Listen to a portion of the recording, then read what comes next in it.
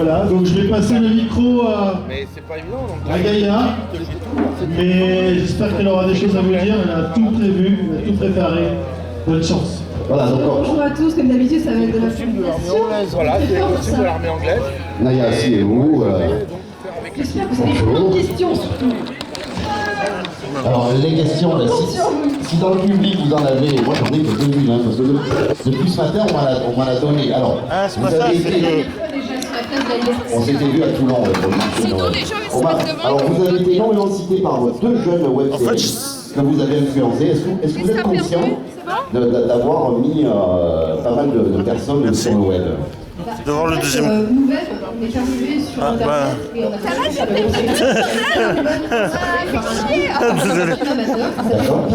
c'était Nice à l'époque.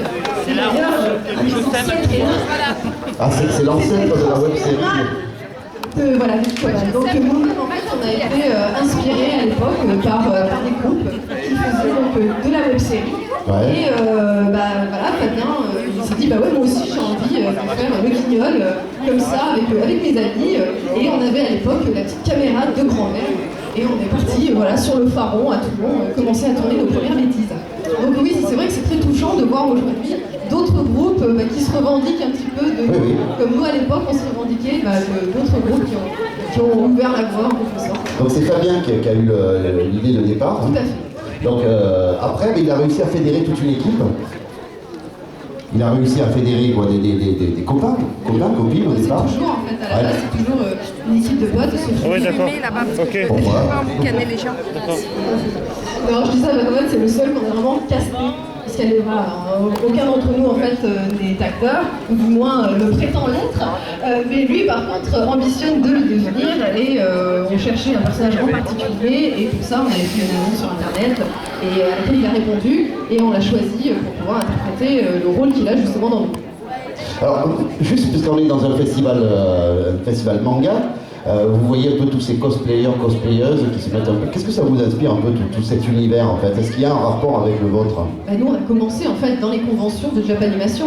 À l'époque c'était Cartoonist à Toulon, qui était justement la convention dédiée à la Japanimation, à tout ça. Et nous à la base quand on a commencé à faire du film amateur avec Fabien, c'était toujours des références à des univers existants, c'était de la parodie de manga, de Japanimation.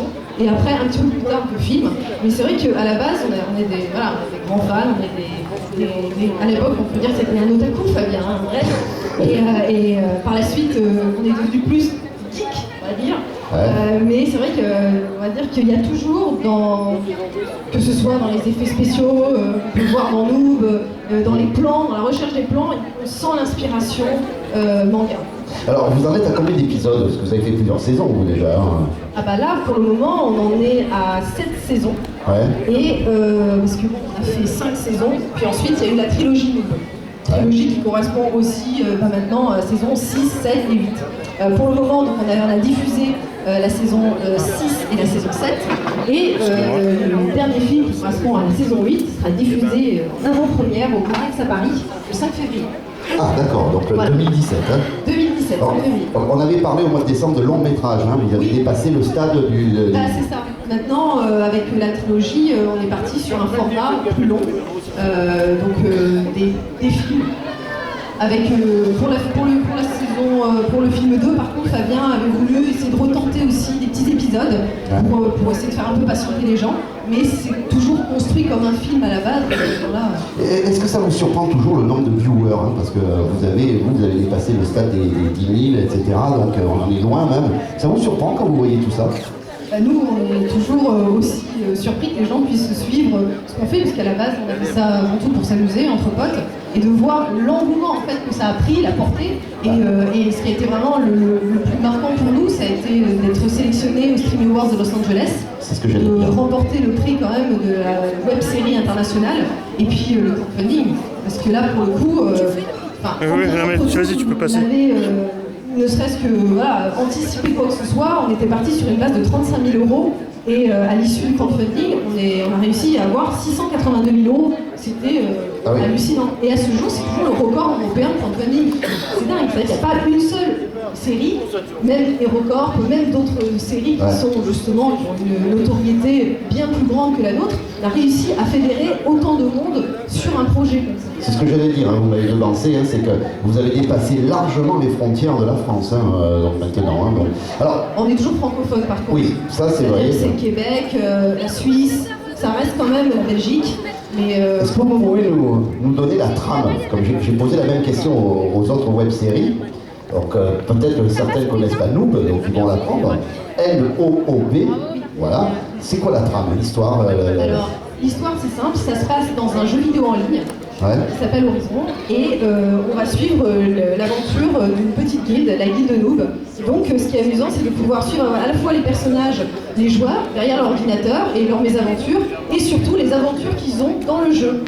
Voilà, donc c'est l'histoire de ces personnages-là qui sont obligés de cohabiter, enfin pas cohabiter, mais disons de collaborer, pardon, pour réussir à avancer et de monter les niveaux. Ils sont obligés en fait, pour passer certaines épreuves, alors que certains ne peuvent pas s'encadrer, ils sont obligés en fait d'être ensemble. Et c'est ça qui est amusant, c'est de voir des caractères très différents qui sont obligés de jouer ensemble pour réussir à... Ils ont un objectif commun quand même à terme, qui est de gravir les échelons, gravir, on va dire, les niveaux jusqu'au niveau 100. Et puis ensuite, il y a l'aventure, il y a tout le background, toute l'histoire du jeu qui vient se mêler à ça, et des ambitions aussi des uns et des autres. C'est-à-dire qu'en fait, vous prenez un phénomène, hein, puisque les jeux en ligne, c'est quelque chose qui s'est répandu, mais vous le traitez avec votre vision, parce qu'il y a de l'humour, il y a quand même, je vois que les textes ont évolué quand même depuis le début de la série, il y a de l'humour, vous prenez ça de façon légère, on peut pas le classer dans la parodie quand même, hein, pour ceux qui connaissent les jeux vidéo en ligne, qui ont joué, parce qu'il y a énormément de faits de jeu qui sont relatés, il y a beaucoup de notre propre expérience dedans, de gags qu'on a pu avoir, donc il y a quand même c'est un peu parodique des fois, mais c'est surtout, je veux dire, il y a un regard qui est bienveillant, et parce que nous-mêmes, voilà, on est joueurs, donc il y a cette volonté de traiter de ce sujet-là. Parce que vous vous octroyez quand même des pouvoirs bizarre quelquefois hein, dans vos scénarios. Hein. Bizarre dans quel sens? Je sais pas, vous partez dans tous les sens. Ah oui, mais alors la Flanders Company, c'est un pouvoir. Qui écrit au départ Alors, au départ, c'est Fabien. C'est Fabien qui écrivait tout. On discutait beaucoup parce que moi je suis un peu assistante scénariste avec lui, donc on a créé les personnages ensemble, on a discuté des personnages, et c'est lui qui au tout début a écrit tout, hein, tous les scripts. C'est lui aussi qui est l'auteur du roman, de la bande dessinée, et moi dernièrement je me suis mis aussi à l'écriture du scénario avec la bande dessinée du blog de Gaïa. Donc là par contre c'est que moi qui suis là-dessus. Alors là j'ai vu qu'il y avait les jeunes, là on a la série Scriptio d'ailleurs, hein, de Lyon. Vous avez dites-leur, vous avez démarré avec des petits moyens. Ah mais nous on a commencé avec 2 magnétoscopes pour le montage. C'était vraiment cheap. C'était avec la petite caméra, et en fait c'est très amusant aussi de voir que ça correspondait bien à notre thématique, parce qu'on a pu évoluer le matériel, les costumes, avec la série. C'est-à-dire quand on regarde le côté cheap de la saison 1, on a vraiment les costumes qui sont cousus par la grand-mère de Gazelle, on a des costumes achetés sur le marché, c'est vraiment n'importe quoi. Et quelque part, ça correspond bien avec l'augmentation en fait, du niveau des joueurs, le fait d'avoir un équipement qui évolue, un stuff, on dit dans notre jargon, qui devient de plus en plus badass. Et voilà, donc ça correspond bien finalement avec l'histoire même. Alors, si on doit donner une date de naissance, Noob, quand est-ce que Noob est né? C'est pas 2008, c'est 2008. 2008? Ouais, 2008. Donc bientôt les 10 ans. Ça arrive vite hein, quand même. Oui. Hein. Ça arrive très vite. Alors on en parlait, on va terminer là-dessus parce qu'on a le concours cosplay qui attend. Je posais la question tout à l'heure aux web-séries. Qu'est-ce que vous avez comme sensation? Moi, de l'extérieur, j'ai l'impression que c'est quelque chose qui prend de l'ampleur. J'ai comparé ça avec les FM dans les années 80 où tout le monde écoutait ça dans sa chambre, etc. Bon, après, ça c'est un petit peu... Il y a eu quand même une sélection. On voit aujourd'hui ce qu'est la FM, on a dépassé les grandes ondes. C'est une liberté parce que le public est assez jeune. Hein. On regarde ça sur un ordinateur, sur une tablette, sur un smartphone. On le regarde quand on veut, où on veut. Vous sentez que ça prend de l'ampleur, vous qui êtes quand même... C'est un sujet qui est un peu plus compliqué. Ouais. Oui, parce qu'en fait, la télévision aujourd'hui essaie de rattraper son retard. Il y a eu un moment où on s'est posé la question, puisque la télévision, les jeunes ne la regardaient plus. Les gens étaient complètement... les jeunes ne se reconnaissaient plus là-dessus. Ils disaient que regarder finalement YouTube sur Internet. Et on sent que la télévision, ils ont pris conscience quand même de ce problème et ils essayent au fur et à mesure de combler ces lacunes. Et donc on a l'apparition de groupes comme Golden Moustache, comme je sais plus.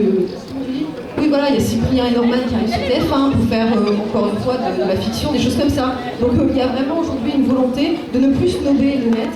Ouais. Et évidemment, c'est pour des raisons aussi économiques, ils savent très bien que les gamins sont fans absolus de Norman, de Cyprien, et ce serait bête à eux de s'occuper de... D'accord, donc c'est la télé qui va venir recruter les web-séries. Mais ils font vraiment du sur-mesure. Et ça se fait vraiment en fonction du nombre d'abonnés, du nombre de vues. Donc c'est vraiment ça leur critère, quoi. Ils sont la fiction sur internet, la web-série. Je dirais que c'est plus, ce sera plus, comment dire, l'ancêtre de la web-série finalement c'est le court-métrage, quoi. Ah, bah oui. Donc je sais pas comment ça évoluera. Si jamais la web-série restera un petit peu marginale, mais c'est vrai que la fiction c'est toujours compliqué parce qu'il faut réussir à intéresser un public à un univers complètement nouveau, créé toute pièce, et il faut du temps.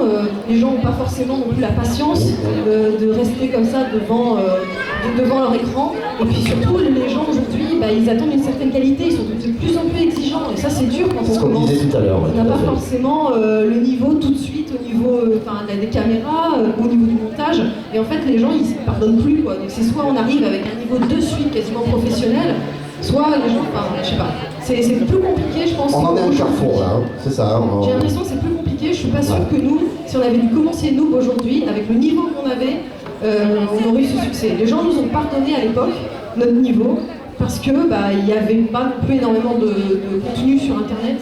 Donc on est arrivé, on va dire, au bon moment, quoi, aussi. Ça peut évoluer. Je pense que les web-séries ne sont pas assez médiatisées. On n'informe pas assez qu'il y a des web-séries hors télévision. Voilà, moi d'après moi, je pense que le trou il est là, quoi. Est-ce que vous avez des questions parmi le public parce que si vous avez une petite question à poser. Ah venez, jeune homme, venez. Non, pas de sécurité. Parce qu'on a le concours cosplay. Je sais que les personnes qui sont en costume auront un peu chaud. On a glissé. Alors, votre question. Alors, une question, si, j'en ai plutôt deux. Mais les gens participaient, parce que sinon c'est des conneries. Je vais avoir un con après. Oui, en fait, je pense que vous n'avez pas un public trop exigeant. Je pense que vous avez un public simplement qui ne sait pas ce qu'il veut. Parce que d'un côté, on a le public, certes, qui en demande beaucoup. Et de l'autre, on a un public qui cherche justement de procurer la nostalgie, de dire que c'était mieux avant. Et je pense que l'équilibre, en fait, c'est ça qui est le plus dur à trouver, en fait. Savoir vers quelle partie il faut le plus se pencher, ou si vraiment on peut faire aux deux. C'est pas évident, parce que, effectivement, Fabien, je l'ai rencontré il y a de nombreuses conventions, on a discuté de tout ça, il a pu partager son avis.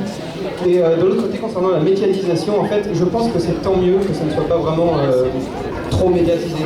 Parce que concernant YouTube, il faut savoir que pour la première génération des youtubeurs, ils faisaient vraiment ça par passion et ils ne comptaient pas un certain succès parce qu'à l'époque il n'y avait pas la monétisation, il n'y avait pas toute cette ampleur en fait. Et du fait que maintenant on en parle beaucoup dans les médias, et ça va pareil pour les web-séries, si on commence à dire aux gens que ça peut être monétisé, que ça peut ouvrir... c'est vrai, ça peut déboucher vers quelque chose qui peut permettre aux vrais passionnés de s'épanouir dans ce qu'ils veulent faire. Mais il y en a qui vont tenter de plus en plus, d'autres vont s'arrêter, et d'autres vont pas vraiment prendre ça au sérieux, et au final, ceux qui veulent vraiment s'investir dedans, ils auront du mal à se repérer. C'est exactement la même chose concernant YouTube, parce qu'il y a de plus en plus de gaming, il y a de plus en plus de gens qui obtiennent un succès qui ne méritent pas, soit parce que c'est parti sur un défi totalement débile, ou soit parce que c'est la hype de la chose en fait. Dans les questions. C'est pas la première fois en fait qu'ils doivent recevoir des questions. Moi, j'aimerais savoir en fait jusqu'où ça peut aller nous en fait. Est-ce que vous croyez que quelque part dans la haute série il y a une femme, parce qu'on voit beaucoup de produits par exemple, il me semble que les blogs de Gaïa en fait il y avait une bande dessinée dessus, c'est ça? Alors, en fait, c'est tout récent la bande dessinée. Ça s'étend beaucoup, on commence à avoir des t-shirts. En fait, nous, à la base c'est une web série, ça a été adapté ensuite en roman, puis ensuite en bande dessinée. Donc nous, va se terminer pour ce qui est de, on va dire, de l'histoire des héros, des 4 héros, ça va se terminer donc avec la trilogie. Mais pour autant, nous continuons en bande dessinée, continuons en roman, et pourquoi pas, on peut se prêter même, je dis ça comme ça, mais pourquoi pas un dessin animé. Le MMO, c'est le plus balèze qu'on puisse faire. Je pense pas qu'on soit capable, parce que même si Blizzard était obligé d'abandonner des projets, je pense que c'est pas pour rien. C'est que c'est une ruine. Donc, je pense qu'on n'a pas les épaules encore pour faire ce type de projet. Alors, on va donner la parole. Après, pour répondre un peu à ta question par rapport à YouTube, en fait, moi je le vois comme ça, c'est-à-dire que Internet, ça doit être gratuit, même s'il y a des pubs au début, au milieu, Oui. à la fin, ça doit être en libre accès. Ensuite, là où on tire notre épingle du jeu, si tu veux, c'est qu'on propose on fait du transmédia, donc on propose des produits différents qui parlent de l'univers de Loop, qui ne parlent pas forcément de la même chose à chaque fois, mais c'est des choses différentes. Et en fait, c'est à mon avis ce qui plaît aux gens, c'est-à-dire que tu peux regarder juste les saisons, tu comprendras tout à fait ce qui se passe, mais si tu veux compléter ta culture de l'histoire du jeu, du lore, comme on dit, etc., là, tu vas prendre la BD, tu vas prendre le roman, etc. Et ça permet, c'est comme en fait, ça pousse pas à consommer obligatoirement. Et c'est ça qui plaît des fois aussi à